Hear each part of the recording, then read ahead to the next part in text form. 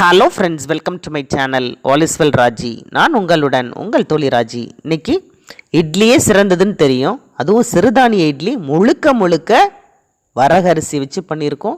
கருப்பு முழு உளுந்து சேர்த்து பண்ணியிருக்கோம். ரொம்ப எக்ஸலண்ட்டாக இருக்கும். பஞ்சு போல் வரும்.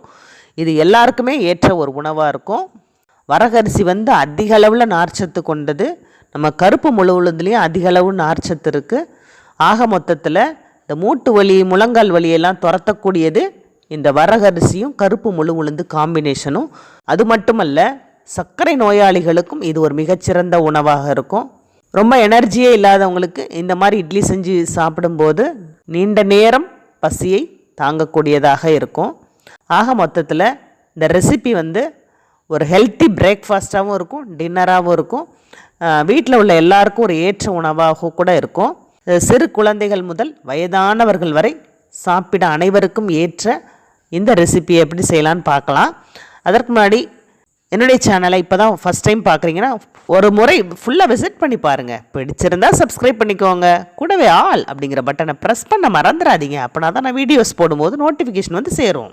வரகரிசி இட்லி பண்ணுறதுக்கு வரகு 4 மடங்கு, ஒரு டம்ளரில் 4 மடங்கு வரகரிசி, வெறும் வரகரிசி தான், இட்லி அரிசியே நான் எடுக்கல, வெறும் வரகரிசியை நல்லா கழுவி 4லேருந்து 6 மணி நேரம் கூட நல்லா ஊற வச்சுக்கோங்க.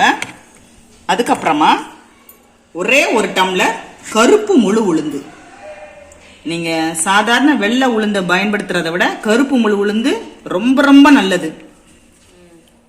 இப்போ வெள்ளை அவல் இருக்கு இல்லையா, அது இந்த மாதிரி ஸ்பூனில் 2 டேபிள் ஸ்பூன் ஊற வச்சிருக்கேன். நீங்கள் அரை மணி நேரத்துலேருந்து 1 மணி நேரம் ஊற வச்சாலே போதுமானது. மற்ற இதெல்லாம் பார்த்தீங்கன்னா 4லேருந்து 6 மணி நேரம் ஊற வைக்கணும். இப்போ கருப்பு முழு உளுந்தை மட்டும் போட்டு நம்ம எப்பயும் போல கிரைண்ட் பண்ணிக்கலாம்.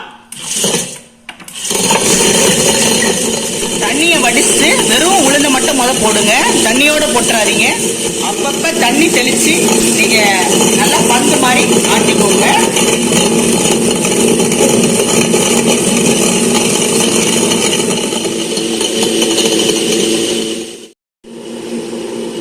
தேவையான உப்பும் போட்டுக்கிறேன். உளுந்த வடைக்கு ஆட்டுற மாதிரி நல்லா பந்து மாதிரி வந்துருச்சு. இந்த பக்குவத்தில் ஒரு 10லேருந்து 15 நிமிஷம் ஆகும். ரொம்ப நேரம் ஊற வச்சிங்கன்னா ரொம்ப ஈஸியாக அரைப்பட்டுரும். ஒரு 8 மணி நேரம் கூட நீங்கள் ஊற வைக்கலாம். பாருங்கள், உளுந்த வடைக்கு மாதிரி ஆட்டி நல்லா பந்து மாதிரி எடுத்துக்கோங்க. இப்போ சாமை அரிசியை போட்டு ஆட்டிக்கலாம். அது கூட அவளையும் சேர்த்துக்கலாம். இப்போ அரிசி லைஸா, ரொம்ப நைஸா அரைப்படலை, ஆனால் லைட்டா குருண பதத்தில் இருக்கு. ரொம்ப குருண கிடையாது, ஒரு லைட்டா ஒரு 15லேருந்து 20 நிமிஷம் ஆட்டியிருக்கேன்.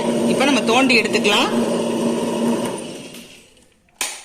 உளுந்து ரொம்ப கெட்டியா தோண்டுனனால நம்ம அந்த மாவை அரிசி மாவை நம்ம லேசா தோசை மாவு கன்சிஸ்டன்சியில தோண்டி எடுத்தாச்சு.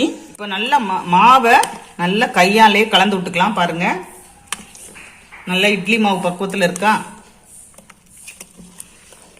பொதுவாக சிறுதானிய மாவு ரொம்ப ஸ்டாக் வைக்கக்கூடாது. 1 நாள்லேருந்து 2 நாள் வரையும் தான் யூஸ் பண்ண உகந்தது.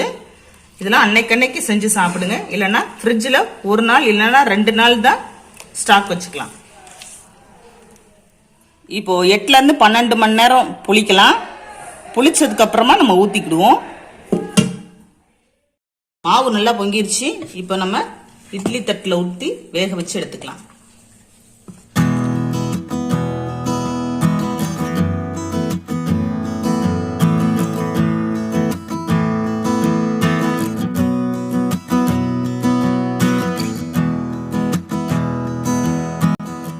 இந்த வீடியோ உங்களுக்கு பிடிச்சிருந்ததுன்னா நிறைய பேருக்கு ஷேர் பண்ணுங்க.